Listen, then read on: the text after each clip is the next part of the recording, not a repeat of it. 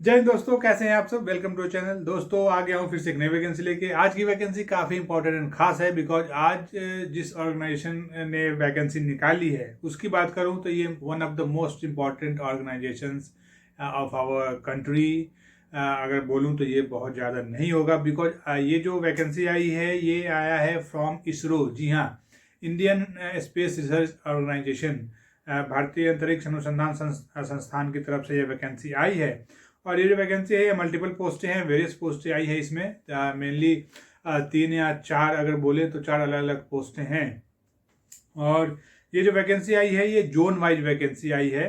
तो वैसे सभी मेरे दोस्त, आप सिंपल ग्रेजुएट हैं, आपने डिप्लोमा किया हुआ है, आप स्टेनोग्राफी जानते हैं, स्टेनोग्राफी सीख रहे हैं और स्टेनोग्राफर बनना चाहते हैं, या फिर एक एसएससी की तैयारी अगर आप करते हो, जैसे किसी भी स्टेट एसएससी या जो हमारा सेंटर का एसएससी होता है, अगर आप उसकी तैयारी करते हैं तो ये चूँकि ये जो वैकेंसी है ये वैकेंसी भी वही है और इसका एग्ज़ाम पैटर्न भी सेम है। तो आप सभी के लिए वैकेंसी काफ़ी इंपॉर्टेंट एंड खास है। तो दोस्तों आज के इस वीडियो में बने रहिएगा, वीडियो काफ़ी इन्फॉर्मेटिव होगा। तो चलिए दोस्तों, आज के इस वीडियो में इसरो के इसी नोटिफिकेशन को डिटेल में जानेंगे, कंप्लीट जानेंगे। जो भी इंपॉर्टेंट बातें हैं इस नोटिफिकेशन की वो सारी बातें आपको बताऊंगा। वीडियो में लास्ट तक बने रहिएगा। एंड अगर आप अभी तक आपने चैनल को सब्सक्राइब नहीं किया तो प्लीज़ चैनल को सब्सक्राइब कर लीजिएगा, वीडियोज़ को लाइक एंड शेयर किया कीजिएगा ताकि जो भी इंपॉर्टेंट वैकेंसीज होती है वो मैं आप तक इजीली पहुंचा सकूं। एंड इस नोटिफिकेशन का जो पीडीएफ लिंक है और इसका जो अप्लाई लिंक है डिस्क्रिप्शन में दिया हुआ है। आप डिस्क्रिप्शन में जाइए, वहाँ पे पहले अच्छे से नोटिफिकेशन को गो थ्रू होइए और फिर जाके आप अप्लाई कीजिए। अगर आपको इस पर कुछ भी पूछना हो या कुछ भी आपको जानना है इस नोटिफिकेशन पे, या आपको इसरो के बारे में कुछ जानना हो तो प्लीज़ कमेंट बॉक्स में जाइए, वहाँ पे कमेंट कीजिए। मैं आपके सारे क्वेरी का आंसर देने के लिए यहाँ पे हूँ। सो चलिए दोस्तों, विदाउट वेस्टिंग एनी टाइम इस नोटिफिकेशन को डिटेल में जानते हैं। So let's start the video. दोस्तों अगर सबसे पहले, जैसा कि मैंने आपको बताया कि जोन वाइज वैकेंसी आई है, इसमें जो जोन है वो अहमदाबाद है, बेंगलुरु है, हासन है, हैदराबाद है, श्रीहरिकोटा है, तिरुवनंतपुरम है एंड नई दिल्ली है। इन सारे जोन में वैकेंसी आई है। और अगर मैं पोस्ट की बात करूं तो जो पोस्ट है उसमें असिस्टेंट की पोस्ट है, जूनियर पर्सनल असिस्टेंट की पोस्ट है, यूडीसी की पोस्ट है, अपर डिवीजन कलर की पोस्ट है एंड स्टेनोग्राफर की पोस्ट है। तो ये मेनली 4 अलग अलग कैटेगरी की पोस्टें हैं। और अगर सबसे पहले इसके नंबर ऑफ पोस्ट की बात कर लेता हूँ तो जो नंबर ऑफ पोस्ट है वो अच्छा खासा नंबर ऑफ पोस्ट है, 526 पोस्टों के लिए वैकेंसी आई है। जिसमें असिस्टेंट की जो पोस्ट है वो 342 है, जूनियर पर्सनल असिस्टेंट की जो पोस्ट है वो 154 है, अपर डिवीजन कलर जिसको यूडीसी बोलते हैं उसकी 16 पोस्टें हैं, और जो स्टेनोग्राफर है उसकी 14 पोस्टें हैं। तो जो टोटल नंबर ऑफ पोस्ट है वो 526 है, ये नोट कर लीजिएगा। इसके बाद दोस्तों अगर इसके इंपॉर्टेंट डेट्स की बात कर लेते हैं तो इसमें सबसे पहले अगर इसके एप्लीकेशन स्टार्ट डेट की बात करूं तो ये 20 दिसंबर 2022 ऑलरेडी स्टार्ट हो चुका है।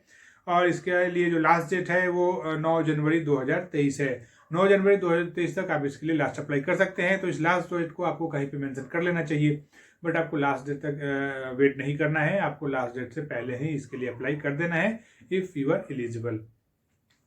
वैसे दोस्तों अगर आगे इसके सैलरी की बात कर लेते हैं कि सैलरी क्या मिलेगी, तो ये जो पोस्टें हैं ये एज पर 7 CPC लेवल 4 में आती हैं और लेवल 4 का जो पे स्केल है वो 25,500 टू 81,100 के बीच में आता है। तो आपका जो बेसिक पे होगा वो 25,500 होगा। इसके अलावा जो भी बहुत सारे अलावेंसेज जो मिलते हैं गवर्नमेंट में, वो सारे पर्क्स एंड अलावेंसेज आपको भी मिलेंगे।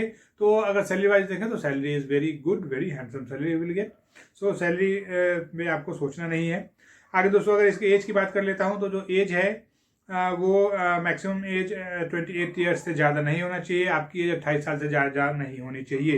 ये जो एज का कैलकुलेशन होगा ये age on closing date of the submission of online application, that is 9 जनवरी 2023। 9 जनवरी 2023 तक आपकी एज 28 साल होनी चाहिए। इसमें रिलैक्सेशन अवेलेबल है, तो ऐसे सभी मेरे दोस्त जो रिलैक्सेशन जिनको मिलता है वो इसमें भी रिलैक्सेशन अवेल कर सकते हैं। आगे दोस्तों अगर इसके एप्लीकेशन फ़ी की बात करूँ तो जो एप्लीकेशन फ़ी है वो 100 रुपीज़ है। And for the category of women, SC, ST, ex serviceman and PWD category application fee nil है, उनको कोई भी एप्लीकेशन फ़ी नहीं देना है। अगर आगे दोस्तों अगर इसके एजुकेशन क्वालिफिकेशन की बात करूं तो जैसा कि मैंने आपको बताया कि आप एक ग्रेजुएट होने चाहिए। जी हाँ, for the post of assistant and UDC you must be A graduate, and in the graduate you must be minimum 60% marks aggregate। जी हाँ, अगर ग्रेजुएशन में आपको 60% मार्क्स है मिनिमम एग्रीगेट, और अगर CGPA है तो CGPA में 6.32% आपका CGPA होना चाहिए। तो आप एलिजिबल है इस फॉर्म को अप्लाई करने के लिए। और कंप्यूटर में प्रोफिशिएंसी चाहिए, मतलब कंप्यूटर में आपको चलाना आना चाहिए, MS word, MS PowerPoint, MS Excel, इसका नॉलेज आपको होना चाहिए। तो ये चीज़ आप देख लीजिएगा।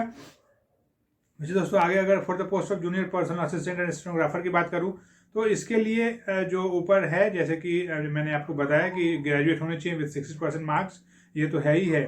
इसके अलावा अगर आप ग्रेजुएट नहीं हैं, आपने अगर डिप्लोमा किया हुआ है, डिप्लोमा इन कॉमर्शियल या सेक्रेटरियल प्रैक्टिस में विद 60% मार्क्स, फिर भी आप एलिजिबल हैं। एंड 1 ईयर एक्सपीरियंस है जो स्टेनोटाइपिस्ट या स्टेनोग्राफर, 1 साल का आपके पास एक्सपीरियंस होना चाहिए। तो एक्सपीरियंस आप जिस भी किसी इंस्टीट्यूट में अगर आप स्टेनोग्राफी सीखते हैं वहाँ से आप एक्सपीरियंस सर्टिफिकेट ले सकते हैं, वो इजीली बना के दे देते हैं, आप वहाँ पे प्रोड्यूस कर दीजिएगा, वो वैलिड होगा। उसके अलावा 60 स्पीड होना चाहिए इन इंग्लिश स्टेनोग्राफी। आप इंग्लिश स्टेनोग्राफी जानते हैं तो इसमें इंग्लिश स्टेनोग्राफी ही चाहिए, और आपका जो स्पीड होना चाहिए वो 60 वर्ड पर मिनट आपका स्पीड होना चाहिए। तो ये चीज़ आप नोट कर लीजिएगा।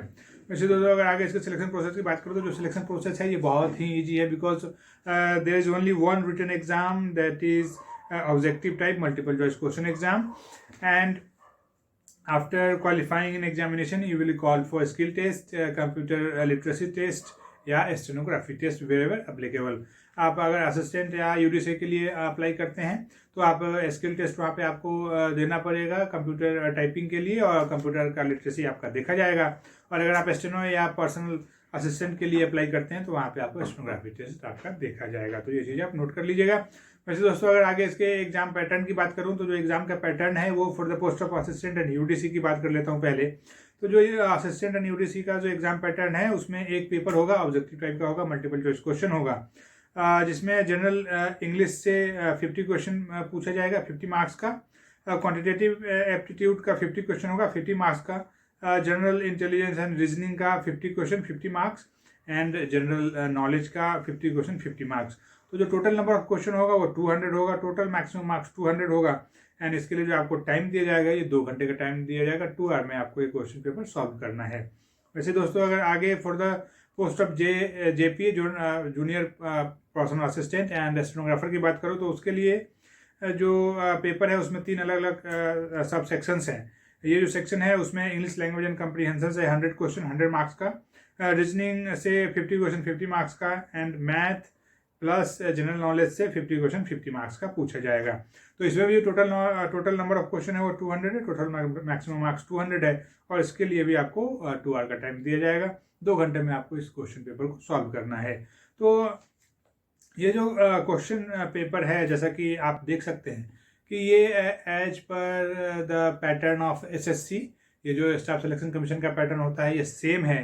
तो आपको कोई भी एक्स्ट्रा एफर्ट नहीं करना है, आपको जस्ट अप्लाई करना है, और अप्लाई करके आप अगर तैयारी करते हैं या फिर अगर आपने तैयारी कर लिया है, आप रिवीजन करते हैं, आप प्रैक्टिस करते हैं, तो आप उसी पैटर्न को फॉलो कीजिए। और इसरो में अगर आपका जॉब हो जाता है तो ये काफ़ी प्रेस्टिजियस जॉब होता है, ये आपके लिए भी गर्व की बात होगी, आपके फैमिली के लिए भी गर्व की बात होगी, वो भी प्राउड फील करेंगे कि इसरो जैसे ऑर्गेनाइजेशन में आप काम करते हैं। तो दोस्तों इसरो के इस नोटिफिकेशन की जो भी इंपॉर्टेंट बातें थी ये सारी बातें मैंने आपको बता दी हैं, जो कि फॉर्म फिल करने से पहले आपको पता होनी चाहिए। आई होप आपको ये वीडियो अच्छा लगा होगा। अगर वीडियो थोड़ा सा भी अच्छा लगा हो तो प्लीज़ चैनल को सब्सक्राइब कर लीजिएगा, वीडियो को लाइक एंड शेयर किया कीजिएगा। इस नोटिफिकेशन का एज यूजुअल PDF लिंक है, इसका जो अप्लाई लिंक है डिस्क्रिप्शन में है। आप पहले नोटिफिकेशन को अच्छे से गो थ्रू होइए। मैं हमेशा बोलता हूँ कि जब भी आप कोई फॉर्म फिल कीजिए पहले नोटिफिकेशन को अच्छे से पढ़िए फिर अप्लाई कीजिए। अगर आपको इस नोटिफिकेशन में कुछ भी डाउट हो, कुछ भी पूछना हो तो प्लीज़ कमेंट बॉक्स में जाइए, वहाँ पे जाके कमेंट कर सकते हैं। मैं यहाँ पे हूँ आपके सारे क्वेरी का आंसर देने के लिए। तो दोस्तों चलिए आपसे एक रिक्वेस्ट है कि आपको ये वीडियो कैसा लगता है, मेरी जो भी वीडियोस होती हैं वो आपको कैसी लगती हैं, आपका सजेशन मैं हमेशा इंतजार करता हूँ आपके सजेशन का। आप सजेशन दीजिए। आप ये भी बता सकते हैं कि कौन से नोटिफिकेशन पे मैं आपको बताऊं, क्योंकि बहुत सारा नोटिफिकेशन मेरे से एस्केप हो जाता है। तो आप बता सकते हैं कि आपको किस नोटिफिकेशन पे आपको जानकारी चाहिए, मैं उस नोटिफिकेशन पे या उस वैकेंसी पे एक अलग से वीडियो बना के आपको बताऊंगा, आपके लिए लाऊंगा अलग से वीडियो। तो दोस्तों चलिए मैं इंतज़ार करूंगा आपके सजेशंस का, एंड मिलता हूं किसी दूसरे वीडियो में किसी नए वैकेंसी के साथ। तब तक के लिए जय हिंद।